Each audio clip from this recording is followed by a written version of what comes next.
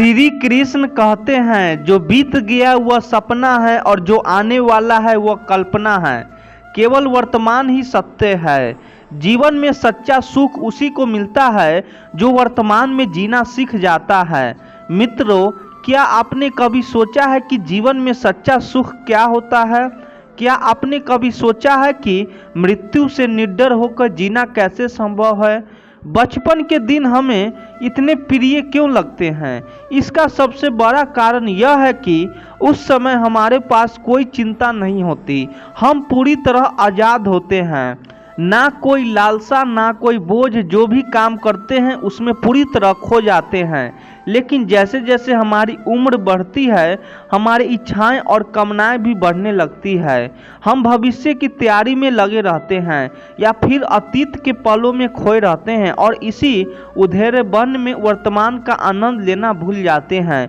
वहीं अगर आप किसी छोटे बच्चे को देखें तो पाएंगे कि उसके लिए ना कोई भविष्य होता है और ना कोई अतीत। उसके लिए सिर्फ वर्तमान होता है।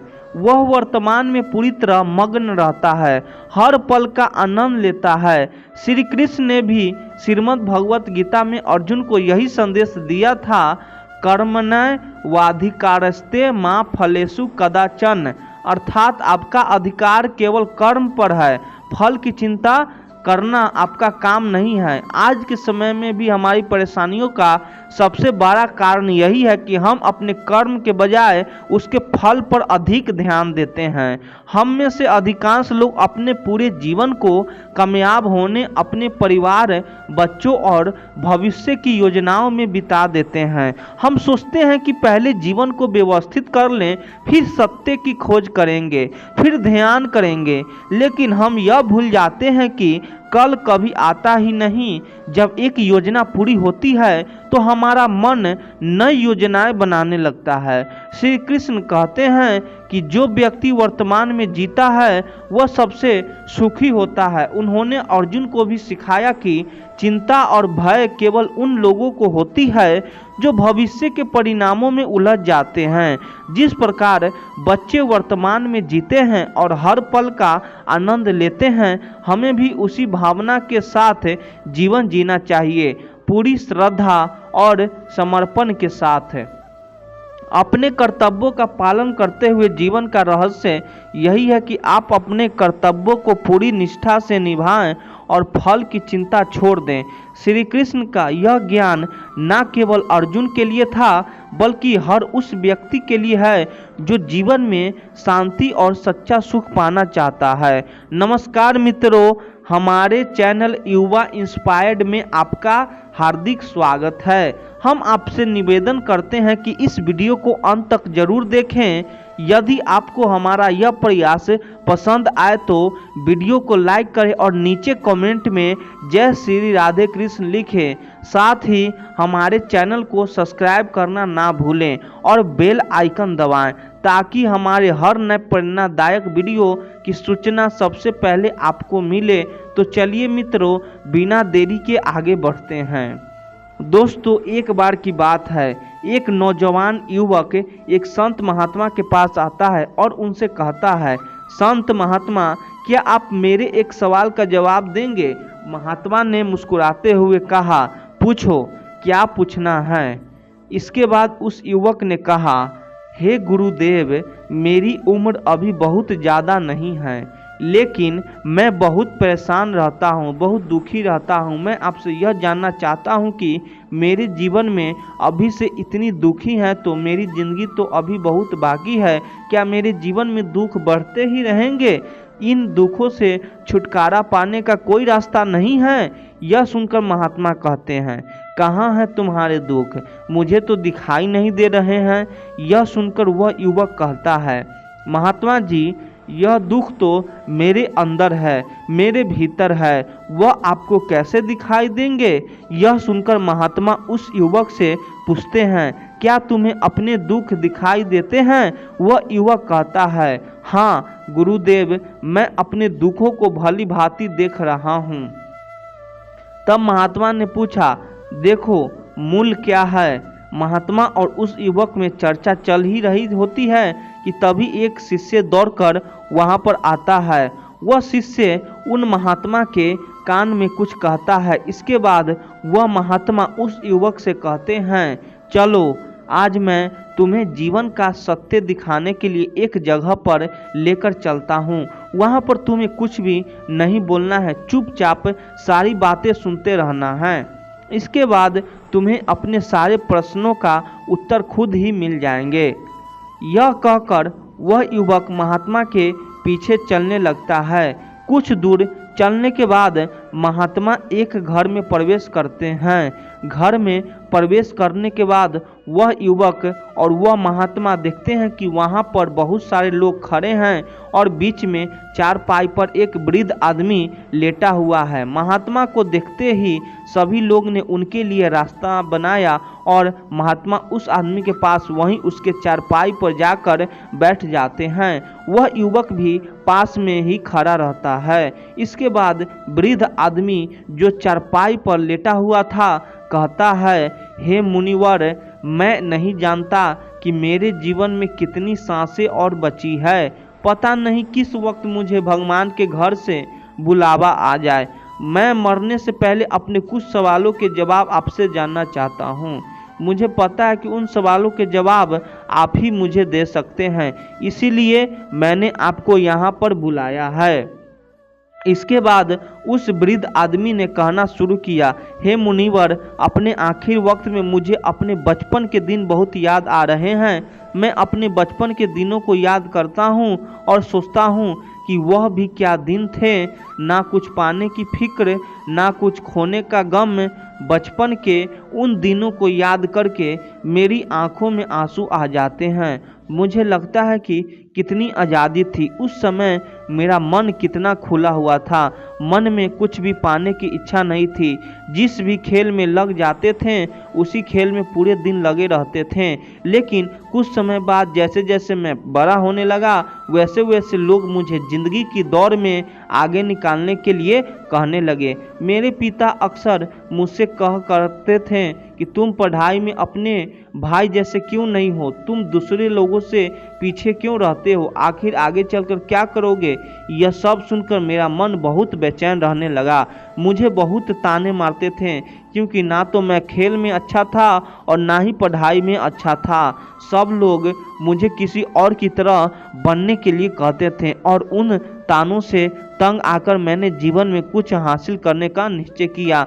मैंने अपने आप से वादा किया कि मैं भी अपने भाई की तरह कामयाब इंसान बनूंगा और इसके लिए मैं दिन रात मेहनत करूंगा।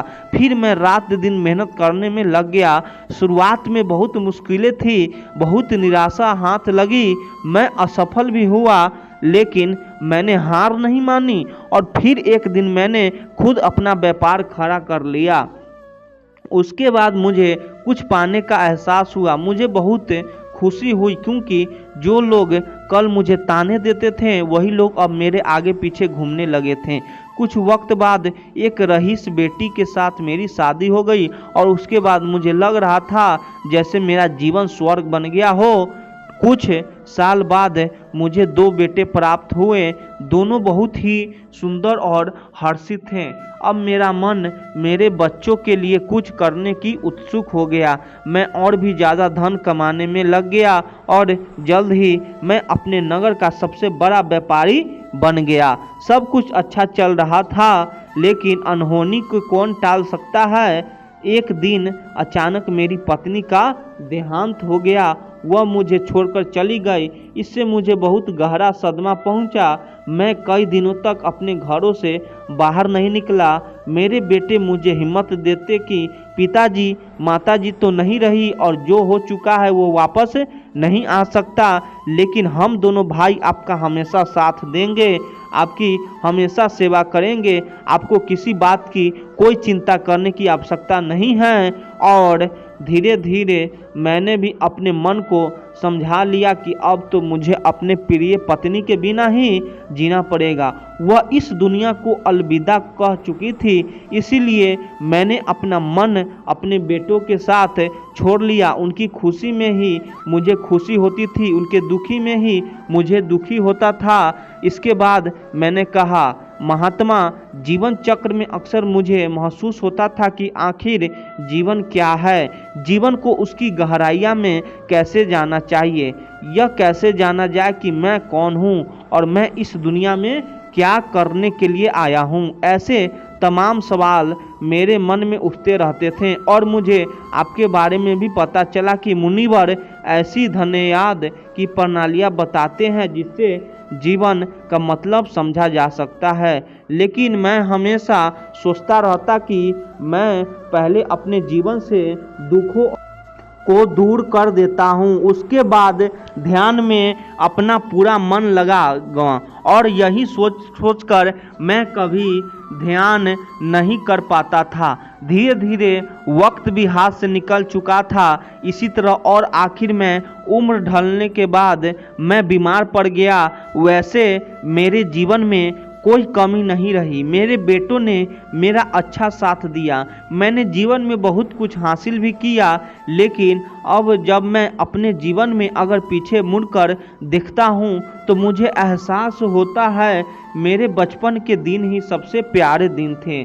तब उस आदमी ने पूछा, मैं चंद मिनट का मेहमान हूँ, यह मैं जानता हूँ, लेकिन क्या कुछ ऐसा सूत्र मुझे बता सकते हैं जिससे कि मैं सुकून से मर सकूं? मेरे मन के सारे सवालों के जवाब शांत हो जाएं और मैं जीवन की असली मतलब समझकर मर सकूं। यह सुनकर महात्मा ने कहा, हर इंसान को बचपन के दिन प्रिय क्यों होता है? क्योंकि उस समय उस कोई भी चिंता ही नहीं रहती, वह आज़ाद होता है, उसके मन में कोई लालसा नहीं होती, जिस काम में भी लग जाता है उसके भी मगन हो जाता है। लेकिन जैसे जैसे इंसान की आयु बढ़ने लगती है वैसे वैसे उसकी इच्छाएं, उसकी कामनाएं दिन ब दिन बढ़ती जाती है और इसीलिए अक्सर इंसान भविष्य की तैयारी में लगा रहता है या फिर अतीत के बारे में सोचता रहता है और वह वर्तमान में जीना भूल जाता है। और वही अगर हम किसी छोटे बच्चे को देखें तो उसके लिए कोई भविष्य या कोई अतीत नहीं होता, उसके लिए बस वर्तमान होता है और इसीलिए वर्तमान में पूरा आनंदित होकर रहता है।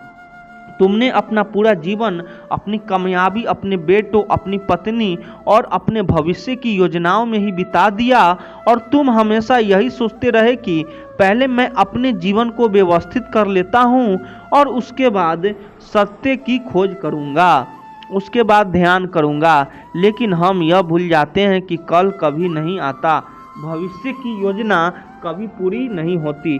जब एक योजना पूरी होती है तो हमारा मन दूसरी योजना बना लेता है और इस प्रकार जीवन का चक्र चलता रहता है। और अब आखिर समय में जब मृत्यु तुम्हारी शौकत पर आई हुई है तो तुम्हें एहसास हो रहा है कि मैंने जीवन में कुछ भी हासिल नहीं किया।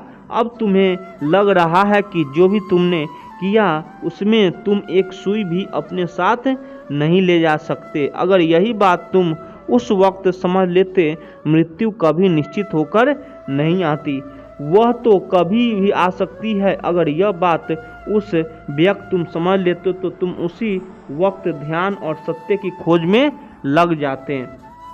तुम कोई ऐसी चीज़ खोजने की कोशिश करते हो जो तुम्हारे साथ जा सके, जो तुम्हारे परिपूर्णता से मरने का मार्ग दिखा सके। उस वृद्ध आदमी ने हाथ जोड़कर महात्मा से कहा है, मुनिवर, यह तो मैं जानता हूँ कि मुझसे गलतियाँ हुई है, मैंने अपने जीवन को सार्थक रूप से जिया ही नहीं और इस बात का मुझे बहुत गहरे में एहसास हो चुका है। लेकिन मैं आपसे फिर से वही सूत्र जानना चाहता हूँ, क्या मैं भी परिपूर्णता से मरने का मार्ग नहीं पा सकता? क्या मुझे अभी सत्य का कोई झलक नहीं मिल सकती? यह सुनकर महात्मा ने उस आदमी का सिर पर हाथ रखते हुए कहा, अब तो एक ही सूत्र समझने लायक रह जाता और वह सूत्र यह है कि तुमने जीवन में जो कुछ भी पाप या जो कुछ भी खोया वह सब यहीं पर छोड़कर चले जाओ।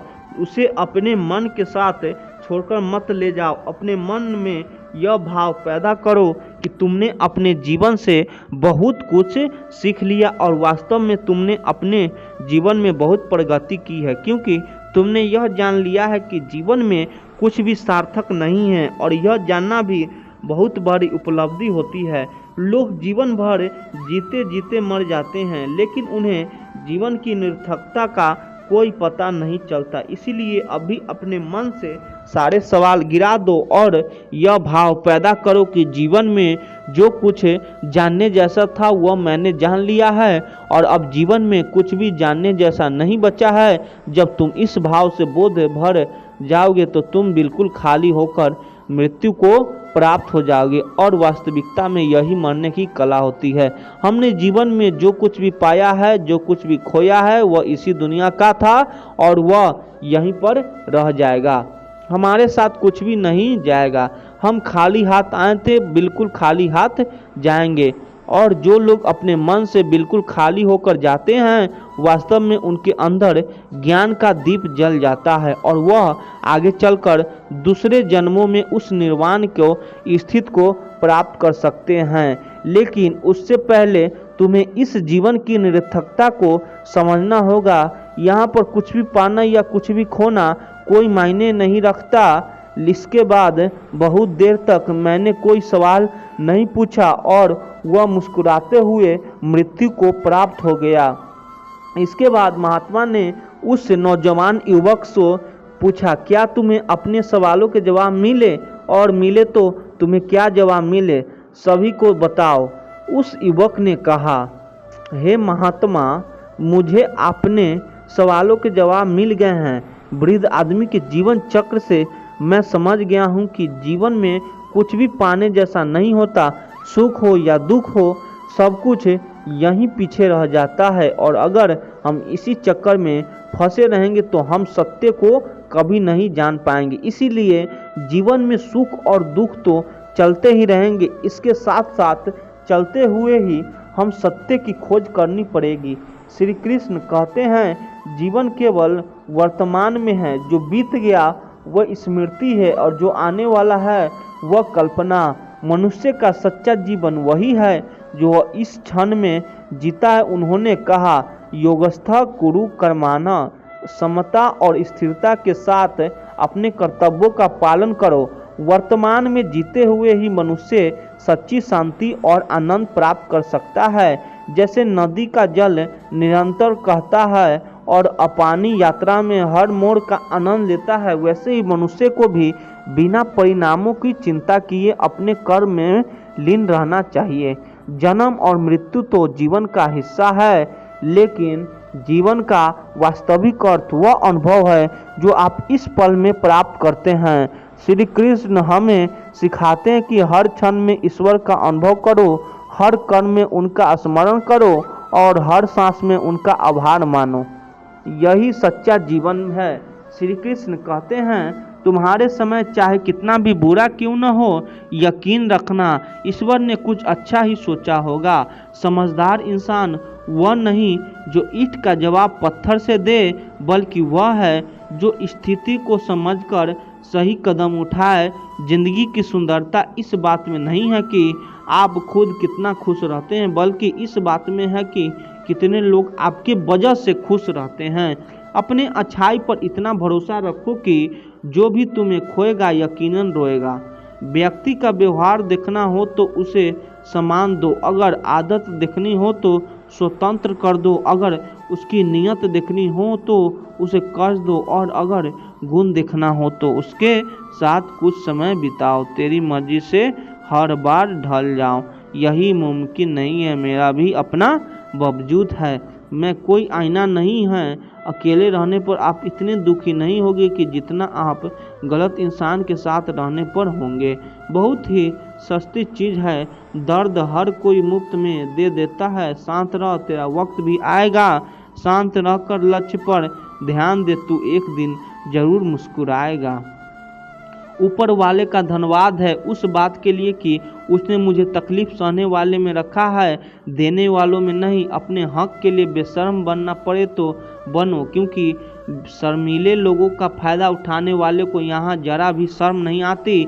याद रखना, जब तक आप काम के हैं लोग आपको पहचानेंगे, क्योंकि दिया जलने के बाद माचिस की तिल्ली फेंक दी जाती है। कम उम्र में मिला हुआ सुख इंसान को कभी समझदारी बनने देता है और कम उम्र में मिला हुआ दुख इंसान को बहुत समझदारी बना देता है। जहाँ पेड़ और पानी साथ हो वहाँ हरियाली अपने आप आ जाती है। जीवन भी यही है, जहाँ मन की सरलता और परिवार के संस्कार को वहाँ जिंदगी में हरियाली आती है। भगवान श्री कृष्ण कहते हैं, हर इंसान के अंदर अपनी विशेषताएं और कमजोरियां होती है। मछली जंगल में नहीं दौड़ सकती और शेर पानी में राज नहीं बन सकता, इसीलिए हमें सभी का सम्मान करना चाहिए। भगवान से भी बड़े माता पिता होते हैं, क्योंकि भगवान सुख और दुख दोनों देते हैं, पर माता पिता हमेशा सुख की छाया बनकर खड़े रहते हैं, बशर्ते तुम उससे भागो नहीं। जीवन भी ऐसा ही युद्ध है, जहाँ तकलीफें आती है, किसी की मौत, किसी का साथ छूट जाना, आर्थिक कठिनाई, बीमारी, धोखा, अकेलापन, यह सब उस युद्ध भूमि के जैसे हैं, जहाँ हम खड़े होते हैं और जैसे ही डगमगाते हैं हमारे भीतर एक प्रश्न उठाता है, क्यों? पर श्री कृष्ण का संदेश यह है कि तुम्हें अपनी पीड़ा से लड़ना है, उसे समझकर स्वीकार करके और उसके पार जाकर। कभी आपने देखा है बारिश में भीगती हुई मिट्टी को? वो मिट्टी जो पहले धूल थी, बारिश की मार से गोली हो जाती है, फिर कीचड़ बनती है, और फिर जब उस पर बीज गिरता है तो उसमें जीवन फूट पड़ता है। यही तो जीवन का रहस्य है, दर्द, गीलापन, गिरना और फिर एक नई शुरुआत। अब सोचो, जब हम किसी गहरे दुख से गुजरते हैं, मान लीजिए किसी ने दिल तोड़ दिया, किसी अपने साथ छोड़ दिया, या जिंदगी ने वह नहीं दिया उसकी हमने उम्मीद की थी, तो क्या हम वही खत्म हो जाते हैं? नहीं, हम रोते हैं, टूटते हैं, लेकिन धीरे धीरे हम महसूस करते हैं कि हमने कुछ सीखा। किसी पर आंख बंद कर भरोसा नहीं करना, खुद को समय देना और सबसे अहम खुद से प्यार करना। दुनिया में जितने भी महान लोग हुए हैं वह सब किसी न किसी दर्द से गुजर चुके हैं। राम को वनवास मिला, कृष्ण को अपना पूरा जीवन रणभूमियों में गुजारना पड़ा, बुद्ध को महलों से निकलकर दर दर के भटकना पड़ा। इन सब भीतर को जो चमक थी वह उनकी तकलीफों की तपन से निकली थी। एक गहरी चोट हमें दुनिया से नहीं खुद से जोड़ती है। हम खुद से सवाल करते हैं, रातों को नींद नहीं आती, हम खुद से बातें करने लगते हैं और तब एक नया रिश्ता बनता है अपने आप से। और जब कोई इंसान खुद से जुड़ जाता है तब वह दुनिया की कोई भी चोट सह सकता है। और यही श्री कृष्ण का संदेश है, जो भी तुम्हें भीतर से तोड़ रहा है वह तुम्हें नया बना रहा है। जब अर्जुन ने अपना गांडीव उठा लिया तो वह अर्जुन को नहीं था जो शुरुआत में था, वह अब श्री कृष्ण के ज्ञान से मजबूत हो चुका था। उसके भीतर युद्ध नहीं था, शांति थी, और बाहर युद्ध था, लेकिन अब वह लड़ सकता था बिना डरे, बिना डगमगाए। तो जब अगली बार जीवन तुम्हें रुलाए तो यह मत कहना, क्यों मेरे साथ बिलख रहा है। हे कृष्ण, मुझे समझ आ रहा है, आप मुझे मजबूत बना रहे हैं और मैं तैयार हूँ। श्री कृष्ण कहते हैं, जो व्यक्ति सदा मुस्कुराता है वह जरूरी नहीं है कि सदा सुखी हो। उसकी मुस्कान एक कवच हो सकती है जिसके पीछे वह अपने दुखों को छुपाए बैठा हो।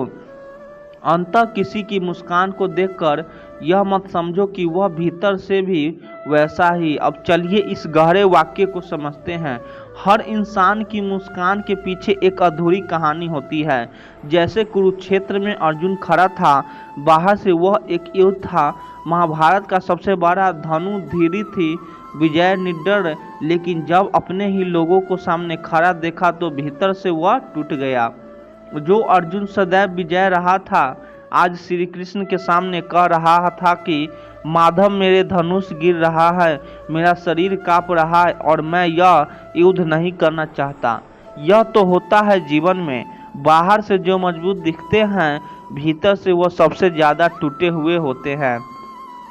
आज हम हर दिन लोगों से मिलते हैं, कभी सोच कर देखिए, जो लड़का हर दिन हंसता है, दोस्तों के बीच मजाक करता है, सबका दिल बहलाता है, क्या आपने कभी उससे पूछा कि जब वो रात को अकेला होता है तब वो कैसा महसूस करता है? जो लड़की हर किसी को सलाह देती है, सबके आंसू पोंछती है। क्या कभी किसी ने उसके आंसू देखे हैं? कभी कोई माँ दिन भर मुस्कुराती है, सबका ध्यान रखती है, लेकिन क्या किसी ने पूछा कि वह खुद कब से अपनी ज़रूरतों को दबा रही है? यह दुनिया हंसते हुए चेहरे की है, लेकिन हर मुस्कान के पीछे कोई अधूरी दास्तान है। किसी की टूटी मोहब्बत है, किसी की खोई हुई उम्मीदें हैं, किसी के अपने चले गए हैं, किसी के सपने अधूरे रह गए हैं, लेकिन फिर भी वह मुस्कुराते हैं। क्यों? क्योंकि श्री कृष्ण का यह उपदेश है, जीवन में जो तुम्हें मिला है उसमें संतोष रखो, और जो छूट गया है उसकी पीड़ा को अपने भीतर इतना न पालो कि वह तुम्हें तोड़ दे। इसीलिए लोग मुस्कुराते हैं। वे मुस्कुराते हैं ताकि दुनिया उन्हें कमज़ोर न समझे। वे मुस्कुराते हैं ताकि उनका परिवार चिंता न करे। वे मुस्कुराते हैं क्योंकि वह नहीं चाहते हैं कि कोई और उसे दर्द का महसूस न करे जो वह खुद हर रोज सहते हैं। कभी आपने मंदिर में श्री कृष्ण की मूर्ति को देखा है? कृष्ण हर समय मुस्कुराते हैं। जब माँ यशोदा ने उन्हें बांधने की कोशिश की, वह मुस्कुरा रहे थे। जब राधा से बिछड़ने का समय आया, वह मुस्कुरा रहे थे। यहाँ तक कि जब महाभारत के मैदान में हर तरफ मृत्यु और विनाश फैला था, तब श्री कृष्ण मुस्कुरा रहे थे। क्या वह भीतर से दुखी नहीं थे? जरूरी थे। पर श्री कृष्ण सिखाते हैं कि मुस्कान वह शक्ति है जो तुम्हारे दोहक को तुम्हारी कमजोरी बनने नहीं देती। यह तुम्हारे दर्द को भी एक नई दिशा देती है। लेकिन इसका अर्थ यह नहीं है कि हर मुस्कान के पीछे कोई झूठ है, बल्कि इसका अर्थ है हर मुस्कान के पीछे एक संघर्ष है, एक कहानी है जो शायद कभी पूरी नहीं हुई, लेकिन उस अधूरेपन को स्वीकार कर लेने का साहस भी है। तो जब अगली बार आप किसी को मुस्कुराते देखें तो सिर्फ एक खुश इंसान ना समझें। हो सकता है वह सबसे गहरा दर्द सह रहा हो और वह मुस्कान उसकी ढाल हो। और खुद भी जब आप मुस्कुराएं तो याद रखें, आप अकेले नहीं हैं। आपकी अधूरी कहानी भी किसी और की कहानी से जुड़ सकती है, क्योंकि यह जीवन है अधूरे किस्सों से बनी एक सुंदर सी किताब है। और श्री कृष्ण उस किताब के लेखक है जो हर पन्ने में मुस्कान और आंसू दोनों को जगह देते हैं। श्री कृष्ण कहते हैं, जो व्यक्ति केवल शब्दों से नहीं कर्म से तुम्हारे साथ हो, वही तुम्हारा अपना है। संबंधों की गहराई मौन में ही महसूस होती है और शोर में नहीं। अब इस बात को एक सच्चे अनुभव की तरह समझते हैं। रिश्तों की कीमत आवाज में नहीं, समय पर साथ निभाने में होती है। जो खामोशी में भी साथ दे वही सच्चा होता है। जब कोई हमें प्रेम करता है, सम्मान करता है या अपना मानता है, तो वह केवल शब्दों से नहीं जताता। जिंदगी के मुश्किल दौर में जब हम टूटा हुआ महसूस करते हैं, जब बोलने को कुछ नहीं बचता, तब कुछ लोग हमारे पास बैठते हैं, कुछ नहीं कहते, बस हमारे साथ होते हैं। और यही मौन सबसे ऊंची आवाज़ बन जाती है। कभी गौर किया है, जब हम दुखी होते हैं तब हमें क्या चाहिए होता है? कोई बड़ा भाषण नहीं, कोई लंबी बात नहीं, बस किसी का हाथ हमारे कंधे पर हो और वह बिना बोले कह दे, मैं हूँ ना तेरे साथ। यही साथ सबसे बड़ा सहारा होता है। जब हम बीमार पड़ते हैं, कोई फ़ोन करके पूछ ले कैसा लग रहा है, अच्छा लगता है, पर जो बिना पूछे दवा लेकर पहुंच जाता है, घर का ख्याल रखता है, वह रिश्ता जीवन में अमिट हो जाता है। आजकल दुनिया में बहुत आवाज़ें हैं, बहुत लोग ये बात करते हैं, सलाह देते हैं, सोशल मीडिया पर स्टोरी लगाते हैं, हम हमेशा तुम्हारे साथ हैं, लेकिन जब ज़रूरत होती है तब वही लोग गायब हो जाते हैं। वो जो हर बात पर कहते थे मैं तेरा सच्चा दोस्त हूँ, पर जब आपकी आंखें नम थी, जब एक बार भी नज़रें मिलाकर नहीं पूछा क्या हुआ, तब समझ में आता है रिश्ते आवाज़ों से नहीं, मौन के साथ निभाने से बनते हैं। एक छोटा सा दृश्य सोचिए, कोई बच्चा स्कूल से रोते हुए लौटता है, माँ कुछ नहीं कहती, बस उसे सोने से लगाकर बैठ जाती है, बोलती कुछ नहीं, पर उस मौन में बच्चे को सबसे ज़्यादा शांति मिलती है, क्योंकि प्रेम वहाँ होता है जहाँ शब्द नहीं। भावना बोलती है कुछ लोग आपके जीवन में ऐसे होंगे जो कभी आपके में तुमसे प्यार करता हूँ या मैं हमेशा तुम्हारे साथ हूँ नहीं कहेंगे, लेकिन जब आप गिरेंगे वह बिना बुलाए दौड़ आएंगे। जब दुनिया आपकी बात को गलत समझेगी तब वह आपकी आंखों में देखकर कहेंगे मुझे फर्क नहीं पड़ता कि बाकी क्या सोचते हैं, मुझे पता है तू कैसा है। यही लोग हमारे जीवन के असली रक्षक होते हैं और इन्हीं लोगों को श्री कृष्ण अपना कहते हैं, क्योंकि जो तुम्हारे दुख में तुम्हारे शब्दों से नहीं तुम्हारी खामोशी से तुम्हारी पीड़ा समझ ले वही रिश्ता अमूल्य होता है। तो अगली बार जब आप किसी को परखना चाहे उनकी बातों से नहीं उनके मौन में किए गए साथ से परखिए। वह दोस्त जो बिना कहे आपकी चिंता करता है, वह पिता जो दिन भर कुछ नहीं कहता लेकिन आपके लिए घंटों मेहनत करता है, वो माँ जो चुपचाप आपके माथे पर हाथ रख देती है, या वह जीवन साथी जो आपकी थकन देखकर खुद ही सब समझ जाता है। यही लोग हैं जिनके साथ जीवन एक वरदान बन जाता है। और यदि आप किसी के लिए ऐसे हैं जो आवाज़ नहीं करता पर वक्त पर साथ देता है, और जो जान लीजिए आप भी किसी के जीवन का सबसे कीमती रिश्ता है। श्री कृष्ण हमें यही सिखाते हैं, संबंध वह नहीं जिनमें हर दिन वादे किए जाएं, बल्कि वह हैं जो बिना वादे के भी निभाए जाते हैं। श्री कृष्ण कहते हैं जो कुछ भी तुमने खोया है वह इसीलिए गया क्योंकि उसका स्थान अब किसी और चीज़ के लिए खाली होना था, और जो कुछ भी तुम्हारा होगा वह समय आने पर तुम्हारे पास अवश्य आएगा। कई बार जीवन में जब हम किसी चीज़ को खोते हैं, कोई रिश्ता, कोई सपना, कोई अवसर, तो अवश्य क्षण बहुत भारी लगते हैं। ऐसा महसूस होता है जैसे हमारे जीवन में कुछ बहुत महत्वपूर्ण चला गया हो और अब कुछ भी पहले जैसा नहीं रह पाएगा। लेकिन जरा रुक कर सोचिए, क्या ऐसा नहीं हुआ है कि कुछ खोने के बाद ही कुछ नया, कुछ बेहतर आपके जीवन में आया? हम मनुष्य आदतों के गुलाम हैं।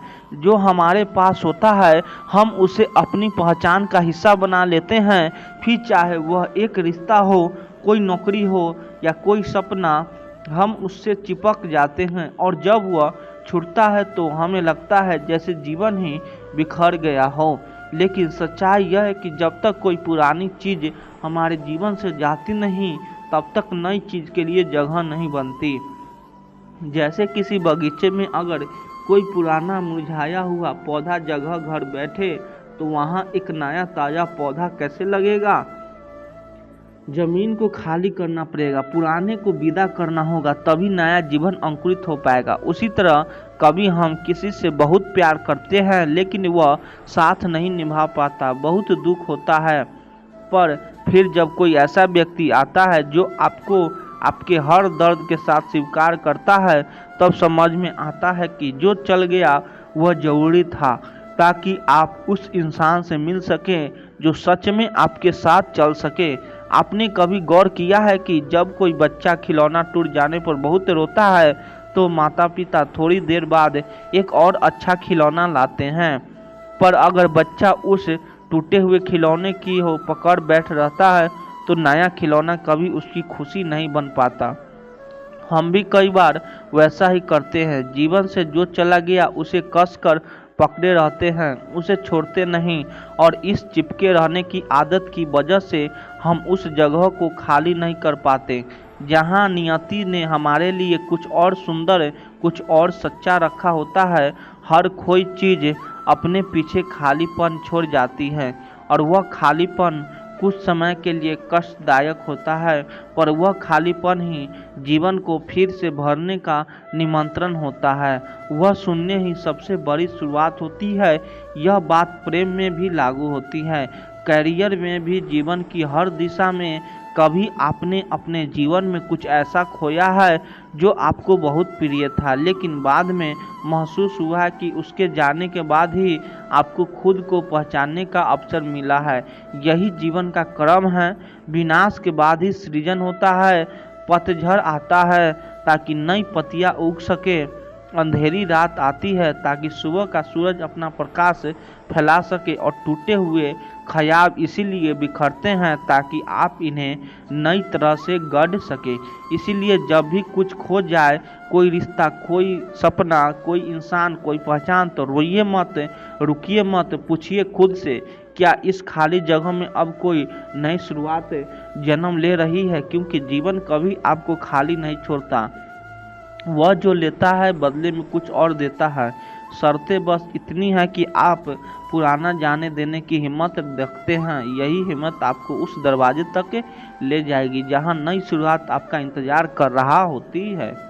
और जब आप पीछे मुड़कर देखेंगे तो आप मुस्कुरा कर कहेंगे, जो खो गया वो जरूरी था, क्योंकि उसने मुझे यहाँ तक लाया। हर इंसान की ज़िंदगी में कुछ मोड़ ऐसे आते हैं जहाँ सब कुछ खोया खोया सा लगता है, लेकिन वही मोड़ अक्सर सबसे खूबसूरत शुरुआत का कारण बनते हैं, जहाँ से इंसान खुद को नया रूप देता है। किसी भी मंजिल तक पहुँचने से पहले रास्ते मुश्किल लगते हैं, लेकिन जब दिल में भरोसा हो और आंखों में अपने सपनों की चमक, तब वही रास्ते आपको वहाँ ले जाते हैं जहाँ आप होना चाहते हैं। तकलीफ़ों हमारे जीवन में इसीलिए नहीं आती कि हम टूट जाएं, बल्कि इसीलिए आती है ताकि हम अपनी असली ताकत को पहचान सकें और अपने आप को निखार सकें। दूसरों क्या सोचता है यह ज़्यादा मायने नहीं रखता, सबसे ज़रूरी है कि आप अपने बारे में क्या सोचते हैं। जब तक आत्मविश्वास अंदर है, तब तक कोई भी बाहर से आपको नहीं गिरा सकता। वक्त चाहे जितना भी बुरा हो, वह हमेशा बदलता है। ज़रूरत सिर्फ इस बात की होती है कि हम उस वक्त में अपने आप को खोने का ना दें, बल्कि उस वक्त को समझें, जिएं और उससे सीखें। कभी कभी दूसरों से दूर जाना ही सबसे ज़रूरी होता है, क्योंकि तभी हम अपनी सच्ची आवाज़ को सुन पाते हैं, जो भीड़ में दब गई थी। सच्ची प्रेरणा किताबों या भाषाओं से नहीं मिलती, वह मिलती है एक कठोर, एक असफलता और एक खामोश आंसू से, जो भीतर से इंसान को बदल देता है। हर एक सपना जो तुमने देखा है वह तुम्हें सुनकर आया है, उसे साकार करने की जिम्मेदारी तुम्हारी है, किसी और की नहीं। जिंदगी में जब सब कुछ सही हो रहा है तब भगवान तुम्हें मुस्कुरा कर दिखता है, लेकिन जब सब कुछ गलत हो रहा हो तब वही भगवान तुम्हें थाम कर चल रहा होता है। जब तुम्हारे अपने ही तुम्हें नहीं समझते, तब यह मत भूलो कि तुम्हारे भीतर एक ऐसा इंसान छुपा है जो वक्त आने पर पूरी दुनिया को बदल सकता है। कई बार हमें वही चीज़ सबसे ज़्यादा सिखाती है जिसे हम सबसे ज़्यादा खोने से डरते हैं। डर के आगे सिर्फ हार नहीं, कई बार पूरा जीवन बदलने वाला सबक होता है। जो इंसान अपने घावों को गर्व से दिखा सकता है, वही बताता है कि उसने तकलीफ़ों को कैसा जीता है। जख्म कभी कमजोरी नहीं होते, वह तो हमारी कहानियों के सबसे मजबूत किरदार होती है। कभी कभी हालात तुम्हें ज़बरदस्ती मोड़ पर लाकर खड़ा कर देते हैं, और वहीं से तुम्हारा असली सफ़र शुरू होता है, जहां तुम चुनते हो कि डरना है या उड़ना है। ज़िंदगी की सबसे बड़ी जीत वही नहीं होती जो दुनिया देखती है, बल्कि वह होती है जब तुम खुद को टूटने से बचा लेते हो, बिना किसी को बताए। जो लोग चुप रहते हैं उन्हें कमज़ोर मत समझो, उनकी खामोशी के पीछे एक तूफान होता है जो सही वक्त पर सब कुछ बदल सकता है। हर इंसान की कहानी में कुछ ऐसे पन्ने होते हैं जो वह किसी को नहीं दिखाता, लेकिन वह पन्ने उसकी आत्मा को सबसे ज़्यादा मजबूत बनाते हैं। सपनों के पीछे भागना आसान नहीं होता, लेकिन जब एक सपना पूरा होता है तो उस एक पल के लिए सारी तकलीफ़ें सच्ची लगने लगती है। कुछ रिश्ते हमें तोड़ देते हैं, लेकिन वही टूटन हमें खुद से जोड़ देती है, और तब हम समझ पाते हैं कि असली रिश्ता तो खुद से ही था। कभी कभी किसी का साथ छूट जाना भी जरूरी होता है, क्योंकि जब हम खुद को खोते हैं तभी खुद को पाने की शुरुआत होती है। हर वो चीज़ जो तुम्हें कमज़ोर बनाती है एक दिन तुम्हारी सबसे बड़ी ताकत बन सकती है, अगर तुम उसे सपना गुरूर बनाना सीख लो। जब कोई रास्ता नहीं दिखता तब भीतर की आवाज़ सबसे ज़्यादा बोलती है। अगर उस आवाज़ पर विश्वास कर लिया जाए तो अंधेरे में भी मंजिल का रास्ता मिल जाता है। जिंदगी की हर ठोकर में एक छुपा हुआ इशारा होता है, यह बताने के लिए कि शायद अब वक्त आ गया है खुद को बदलने का, कुछ नया शुरू करने का।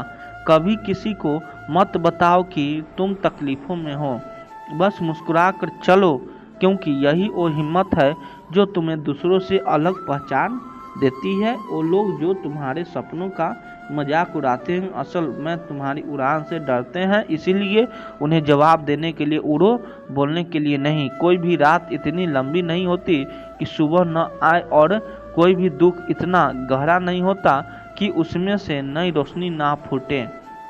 बस हिम्मत रखना जरूरी है। वो जो आज तुम्हें कमज़ोर समझते हैं, एक दिन तुम्हारे संघर्षों की कहानी सुनाया करेंगे। इसीलिए खुद पर भरोसा रखना कभी मत छोड़ो। हर इंसान के अंदर एक सूरज छुपा होता है जो तब निकलता है जब हर दिशा में अंधेरा घेर लेता है। जिंदगी से शिकावा करने से अच्छा है उस तकलीफ को ताकत बना लेना, क्योंकि शिकावा करने वाले ठहर जाते हैं और ताकत बनाने वाले चल पड़ते हैं। श्री कृष्ण कहते हैं, हे प्रार्थ, जो हुआ वह अच्छे के लिए हुआ, जो हो रहा है वह भी अच्छे के लिए हो रहा है, और जो होगा वह भी अच्छे के लिए ही होगा। हर परिस्थिति में छुपा संदेश समझो। जब पक्षी का घोंसला टूटता है तो वह उड़ने को मजबूर हो जाता है, और यही उड़ान उसे ऊंचाइयों तक ले जाती है। जब कोयले पर दबाव पड़ता है तभी वह हीरा बनता है। जब रात सबसे काली होती है तब सूरज निकलने वाला होता है। श्री कृष्ण कहते हैं, जीवन अपने आप सुंदर नहीं बनता, इसे संवारने के लिए हमें प्रार्थना, विनम्रता, त्याग और प्रेम जैसे गुणों को अपनाना पड़ता है। यह संसार नश्वर है, परंतु हमारे कर्म अमर है। हर नई सुबह एक नया अवसर लेकर आती है, लेकिन जो बीत गया वह सिखाने के लिए था, जो आने वाला है वह बीते हुए कल से बेहतर होगा। बस इस विश्वास को कभी टूटने मत दो। चिंता करना केवल मन को व्यस्त करता है, इससे ना तो कल की समस्या समझती है और ना ही आज का सुकून मिलता है। हम अक्सर वही खोने से डरते हैं जो हमारे पास होता ही नहीं। जो सच में तुम्हारा है वह कभी तुम्हें छोड़कर नहीं जाएगा, और जो तुम्हारा नहीं है वह लाख कोशिश के बाद भी तुम्हारे पास टिकेगा नहीं। कभी गौर किया है, जो लोग सबसे ज़्यादा मुस्कुराते हैं उनके दिलों में अक्सर सबसे गहरे जख्म होते हैं, क्योंकि इस दुनिया में हर व्यक्ति की सोच, उसका एहसास और उसका दर्द अलग होता है। आंखें सबकी एक जैसी होती है, लेकिन देखने का नज़रिया सबका अलग होता है। कुछ लोग तुम्हारी मुस्कान में तुम्हारी खुशी देखेंगे और कुछ लोग उसमें छिपे दर्द को भी पढ़ लेंगे। जीवन में किए गए अच्छे कर्म व्यर्थ नहीं जाते। जो भलाई तुम किसी के लिए करोगे वह किसी न किसी रूप में तुम्हारे पास लौट कर आएगी। इसीलिए सच्चे दिल से किसी के लिए कुछ अच्छा करने से कभी मत हिचकिचाओ। रिश्तों की बुनियाद प्रेम और विश्वास पर टिकी होती है, स्वार्थ पर नहीं। कभी कभी जिंदगी हमें ठोकर देती है और वह ठोकर दर्द भी होती है, पर याद रखना, अगर तुम संभल गए तो यही ठोकर तुम्हें और मजबूत बनाएगी। गिरना कोई हार नहीं, हार तो तब होती है जब तुम उठने से इनकार कर दो। मैं खुद भी इस बात पर गर्व करता हूँ कि मैं ठोकर खाकर गिरा था, पर किसी की नज़रों से नहीं, भगवान की शुक्रगुजार रहना ही जीवन की सही तरीका है। क्योंकि जब तुम शिकायत करते हो तो तुम अपने वर्तमान से असंतोष जताते हो। जिनके दिल में सच्ची मानवता होती है वे यही चाहते हैं कि जो दुख उन्होंने झेला है वह किसी और को न मिले, और जो खुशी उन्हें मिले है वह सबको मिले। इससे पहले कि हम इस विषय को गहराई से समझें, आपसे अनुरोध है कि इस वीडियो को अंत तक देखें।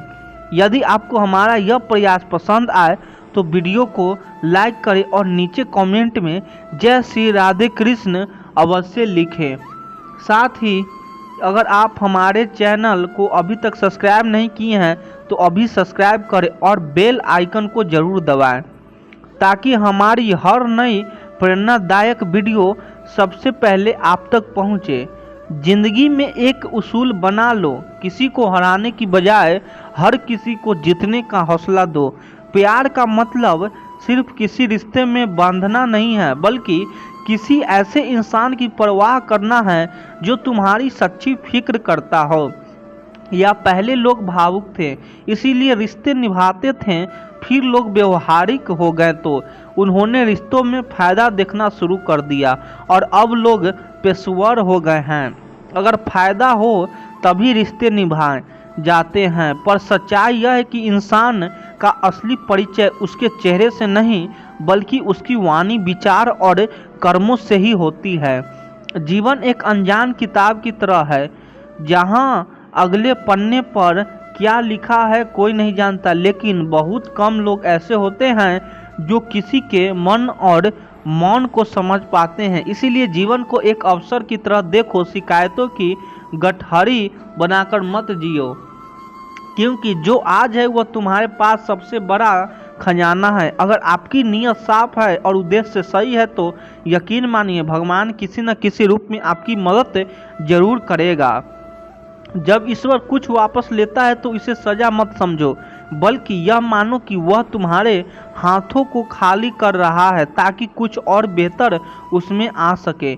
चाहे वह रिश्ते हो, रास्ते हो या अवसर, जो जाता है वह जरूरी नहीं कि तुम्हारे लिए था, लेकिन जो आएगा वह निश्चित ही तुम्हारे लिए होगा। जिंदगी में ठोकर खाना जरूरी है, क्योंकि ठोकर ही यह एहसास कराती है कि कौन अपना है, कौन पराया, कौन साथ है और कौन सिर्फ समय काट रहा था। अक्सर लोग कहते हैं कि समय बदल जाता है, लेकिन सच तो यह है कि समय नहीं, लोग बदल जाते हैं। और जब तुम्हें यह समझ में आ जाते हैं तो तुम्हारी अपेक्षाएं भी बदल जाती है। अब ना तो ज़्यादा लोग अच्छे लगते हैं और ना ही किसी से अधिक अच्छाई की उम्मीद रह गई है। रिश्ते उन्हीं से रखो जो तुम्हारी इज्जत और सम्मान करे, क्योंकि भीड़ बढ़ाने से कोई फायदा नहीं है। कुछ लोग साथ रहकर भी अपने नहीं होते और कुछ लोग दूर रहकर भी हर पल तुम्हारे साथ होते हैं। कभी कभी सबसे बड़े धोखे हमें वहाँ मिलते हैं जहाँ हमने सबसे ज़्यादा भरोसा किया होता है। लेकिन याद रखना, तुम्हारा आत्मसम्मान सबसे महत्वपूर्ण है, इसीलिए खुद को उन लोगों से बचाओ जो तुम्हें बार बार गिराने की कोशिश करें। श्री कृष्ण कहते हैं उन्हें छोड़ देना ही सही है। जो तुम्हारे अस्तित्व का मूल्य नहीं समझते, हर किसी को खुश करने की कोशिश मत करो, क्योंकि जो तुम्हें सच में चाहता है वह तुम्हें बदलने की नहीं समझने की कोशिश करेगा। जीवन में सत्य के रास्ते पर चलो, धैर्य रखो और अपनी मंजिल की ओर बढ़ते रहो। परमात्मा के न्याय पर भरोसा रखो, क्योंकि जो आज तुम्हारे खिलाफ है कल वही तुम्हारी कहानी से प्रेरणा लगेगा। हर परिस्थिति में शांत मन से समाधान ढूंढने की कोशिश करो, क्योंकि जल्दबाजी में लिया गया निर्णय अक्सर पछतावे का कारण बनता है। जगत में प्रत्येक व्यक्ति किसी न किसी प्रकार की निर्मलता लेकर आता है। कोई तेज दौड़ नहीं सकता, कोई अधिक भार नहीं उठा सकता, कोई असाध्य रोग से पीड़ित होता है तो कोई पढ़ाने में कमजोर होता है। लेकिन सबसे बड़ा सवाल यह नहीं है कि तुम्हारे पास क्या कमी है, सबसे बड़ा सवाल यह है कि तुम अपनी उस कमी को कैसे देखते हो। कुछ लोग अपने निर्मलताओं को जीवन की सीमा मान लेते हैं और हार मानकर बैठ जाते हैं, और वहीं कुछ ऐसे होते हैं जो अपने पुरुषार्थ और संकल्प से उन निर्मलताओं को पार कर जाते हैं। उनका अंतर क्या है? उत्तर बहुत सरल है। जो व्यक्ति अपनी निर्मलता से हार मान लेता है वह वहीं रुक जाता है, पर जो व्यक्ति अपनी कमजोरियों से लड़ता है वह उन्हें पार कर आगे बढ़ जाता है। ईश्वर हमें कुछ कमियों के साथ इस संसार में भेजता है, लेकिन उन कमियों को स्वीकार कर हार मान लेना हमारे मन की कमजोरी होती है। जो लोग यह समझ लेते हैं कि हर समस्या के साथ समाधान भी होता है, वे कभी हार नहीं मानते। जैसे तेज हवा चलने पर भी मजबूत वृक्ष नहीं टूटते, वैसे ही जो व्यक्ति अपनी आंतरिक शक्ति और धैर्य पर भरोसा करता है वह जीवन की हर चुनौती का सामना करता है, क्योंकि जीत हमेशा उसी की होती है जो अंत तक लड़ता है। श्री कृष्ण कहते हैं, जिस व्यक्ति में ज्ञान की कमी होती है और ईश्वर के प्रति श्रद्धा नहीं होती, वह जीवन में सच्चा आनंद और सफलता प्राप्त नहीं कर सकता, क्योंकि ज्ञान केवल पुस्तकों में नहीं, अनुभवों में भी होता है, और श्रद्धा केवल मंदिरों में नहीं, कर्मों में भी होता है। जब तक मनुष्य अपने जीवन में संतोष को नहीं अपनाएगा, वह सदा अधूरेपन का शिकार रहेगा। ईश्वर ने हमें जो भी दिया है वह हमारे लिए पर्याप्त है, यह सबसे बड़ी सच्चाई है। हम अक्सर जो नहीं हैं उसी के पीछे भागते रहते हैं, लेकिन जो हमारे पास है उसकी कद्र करना भूल जाते हैं। संतोष, सदाचार, स्नेह और सेवा जैसे गुण तभी प्रकट होती है जब हम सत्यांग का सहारा लेते हैं, अच्छे विचारों को अपनाते हैं और जीवन को एक उद्देश्य के साथ जीते हैं। ईश्वर से की गई प्रार्थना का अर्थ यह नहीं है कि वह हमारी स्थिति तुरंत बदल देगा, बल्कि उस प्रार्थना से हमारे चरित्र में बदलाव आता है, हमारी सोच बदलती है, हमारी विचार बदलते हैं, और जब सोच बदलती है तब परिस्थितियाँ भी स्वयं बदलने लगती है। इसीलिए केवल हाथ जोड़ने से कुछ नहीं होगा, मन को भी झुकाना पड़ेगा। हमारी बातें इतनी मधुर होनी चाहिए कि अगर कभी हमें उन्हें वापस लेना पड़े तो वह कड़वी न लगे। शब्दों का घाव तलवार से नहीं गहरा होता है। लोग तुम्हारी बुद्धिमत्ता को भूल सकते हैं, तुम्हारी उपलब्धियों को भी भूल सकते हैं, लेकिन कैसे बोले थे यह हमेशा याद रखते हैं। अपने जीवन में थोड़ा स्वाभिमान रखना भी जरूरी है, अन्यथा लोग आपको उन जगहों पर भी दबाने की कोशिश करेंगे जहां आपको अधिकार है। भगवान कृष्ण ने कहा है कि जो व्यक्ति दुख और सुख को समान रूप से देखता है और इंद्रियों के विषयों से विचलित नहीं होता, वही मोक्ष का अधिकारी है। जो चीज़ें तुम्हारी नियंत्रण में नहीं है उनमें समय बर्बाद करना मूर्खता है। दुनिया में हर किसी को खुश करने की कोशिश मत करो, क्योंकि यह असंभव है। जब तक आप खुद से हार नहीं मानते तब तक दुनिया की कोई ताकत आपको परास्त नहीं कर सकती। आप कमज़ोर नहीं हैं, वक्त ऐसा है और वक्त बदलता है, इसके साथ परिस्थितियाँ भी बदलती है। इसीलिए बिना थके बिना रुके अपने कर्म करते रहो। कोई भी किसी और के सपनों को पूरा करने के लिए इस दुनिया में नहीं आया है। हर कोई अपनी तकदीर को हकीकत बनाने में लगा हुआ है। अगर सफलता तुम्हारे हाथ नहीं आ रही है तो इसका मतलब यह नहीं है कि वह तुम्हारी नहीं है। इसका अर्थ सिर्फ इतना है कि तुम्हारी कोशिश में बदलाव की ज़रूरत है। जीवन में प्यार और नफरत दोनों के बीच संतुलन बनाए रखना जरूरी है। जब दोनों ना हो तो तब चीज़ें और भी स्पष्ट हो जाती है, क्योंकि जब तुम नफरत में जकड़े होते हो तो कुछ देख नहीं पाते, और जब प्यार में डूबे होते हो तो बहुत कुछ अनदेखा कर देते हो। जीवन ठहराव और गति के बीच का संतुलन है। कभी रुको, सोचो, फिर आगे बढ़ो। जब मैं कहता हूँ कि तुम देवी देवता हो तो इसका अर्थ यह नहीं है कि तुम पूजा के पात्र हो। इसका अर्थ यह है कि तुम अनंत संभावनाओं है। तुम्हारी क्षमताएं सीमित नहीं है बल्कि अनंत है। अगर कोई कहता है कि तुमसे कुछ नहीं होगा तो याद रखना, तुम्हारी शक्ति को जानने वाले तुम्हारे भीतर बैठा हुआ है, बाहर नहीं। गीता में श्री कृष्ण कहते हैं, जल की एक छोटी सी बूंद अगर जलते तवे पर गिरे तो वह तुरंत भाप बनकर उड़ जाती है, लेकिन वही बूंद यदि कमल के पुष्प पर गिरे तो वह मोती की भांति चमक उठाती है।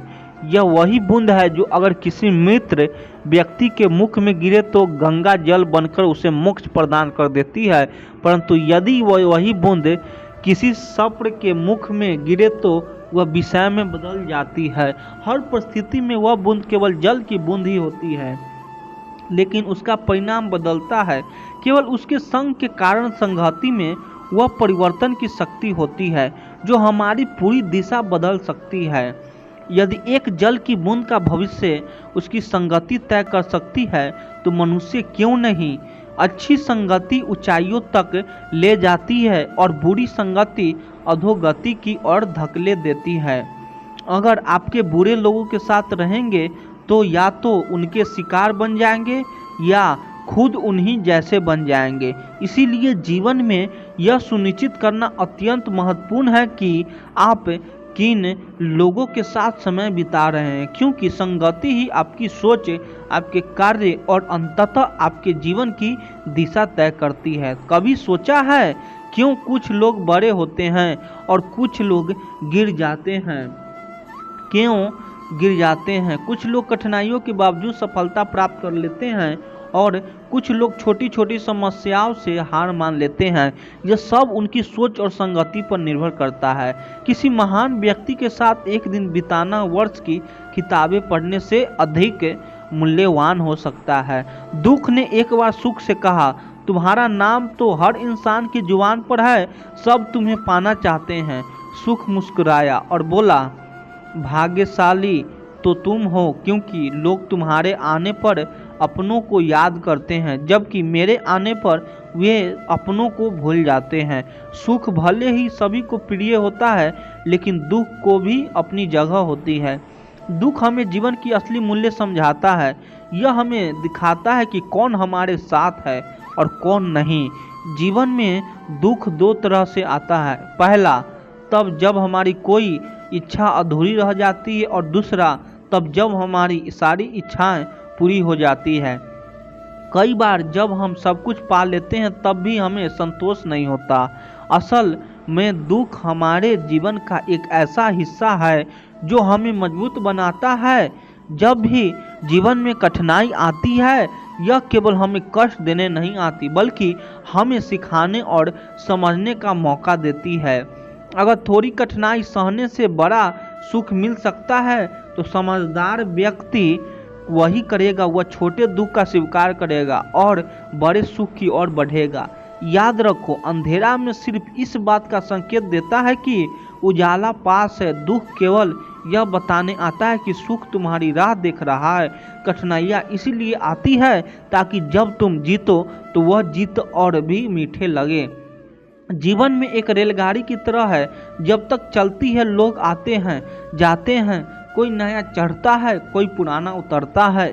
कभी तेज दौड़ती है, कभी धीमी हो जाती है, कभी किसी स्टेशन पर ठहरती है और कभी अनजान पटरियों पर निकल पड़ती है। लेकिन एक दिन आखिरी स्टेशन आता है जहां सबको उतरना ही पड़ता है। कोई साथ नहीं जाता, यही जीवन की सच्चाई है। कभी सोचा है हम इस यात्रा में क्या कर रहे हैं? क्या हम सिर्फ बैठकर नज़ारे देख रहे हैं? क्या हम मंजिल तक पहुंचने के लिए चली भी जा रही है, या बस सोचते रह जाते हैं? एक गधा दोहरे विचारों में पड़ रहा है। उसके दोनों ओर हरी भरी घास थी, लेकिन वह तय नहीं कर पाया कि कौन सी ज़्यादा अच्छी है। कभी एक और बढ़ता है, फिर दूसरी ओर का आकर्षण महसूस करता है।